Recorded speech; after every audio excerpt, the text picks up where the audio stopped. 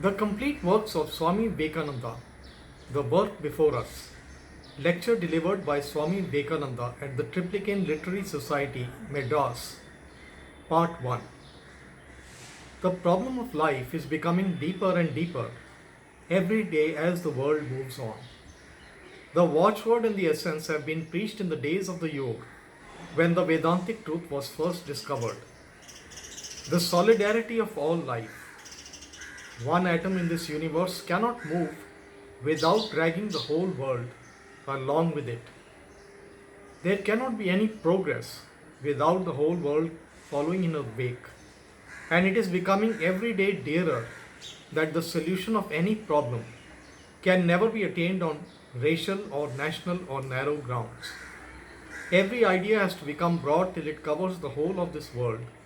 Every aspiration must go on increasing till it has engulfed the whole of humanity, nay, the whole of life within its scope. This will explain why our country for the last few centuries has not been what she was in the past. We find that one of the causes which led to this degeneration was the narrowing of our views, narrowing the scope of our actions. Two curious nations have been sprung of the same race but placed in different circumstances and environments. Working put the problems of life each in its own particular way. I mean the ancient Hindu and the ancient Greek. The Indian Aryan bounded on the north by the snow caps of the Himalayas, with freshwater rivers like rolling oceans surrounding him in the plains, with eternal forests, which to him seemed to be the end of the world, turned his vision inward, and given the natural instinct, the superfine brain of the Aryan, with this sublime scenery surrounding him, the natural result was that he became introspective. The analysis of his own mind was the great theme of the Indo-Aryan, with the Greek on the other hand, who arrived at a part of the earth which was more beautiful than sublime.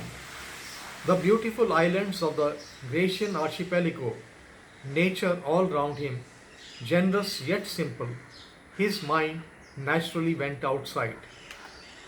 It wanted to analyze the external world, and as a result we find that from India have sprung all the analytical sciences, and from Greece all the sciences of generalization. The Hindu mind went on in its own direction and produced the most marvelous results.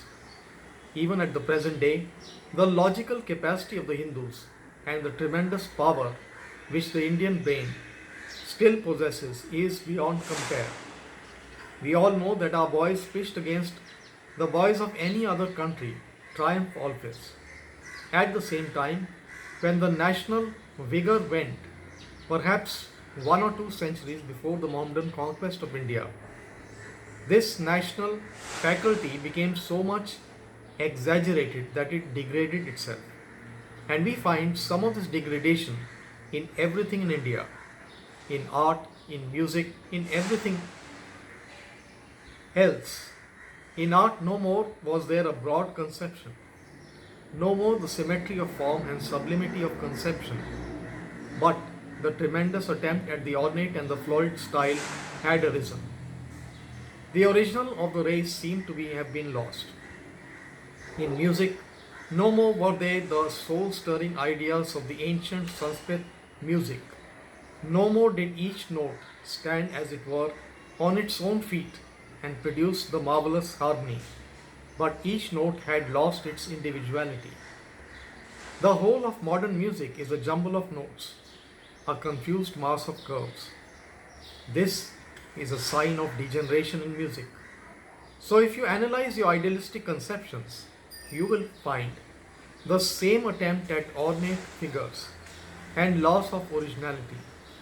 And even in religion, your special field, there come the most horrible degradations. What can you expect of a race which has for hundreds of years been busy in discussing such momentous problems as whether we should drink a glass of water with the right hand or the left? What more degradation can be there than that the greatest minds of a country have been discussing about the kitchen for several hundred of years, discussing whether I may touch you or you touch me, and what is the penance for this touching. The themes of the Vedanta, the sublimest and the most glorious conceptions of God and soul ever preached on earth, were half lost, buried in the forests, preserved by a few sannyasis, while the rest of the nation discussed the momentous questions of touching each other and dress and food. The Mohammedan conquest gave us many good things, no doubt. Even the lowest man in the world can teach something to the highest.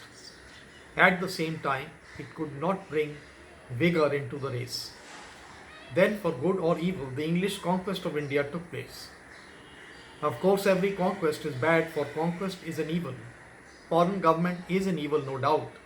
But even though evil comes good sometimes, the great good of the English conquest is this: England, nay, the whole of Europe, has to thank Greece for its civilization. It is Greece that speaks through everything in Europe. Every building, every piece of furniture has the impress of Greece upon it. European science and art are nothing but Grecian.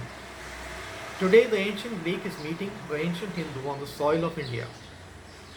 The broadening, the life-giving and the revivalist movement that we see all around us has been worked out by these forces together. A broader and more generous conception of life is before us. And although at first we have been deluded a little and wanted to narrow the things down, we are finding out today that these generous impulses which are at work, those broader conceptions of life, are the logical interpretation of what is in our ancient books.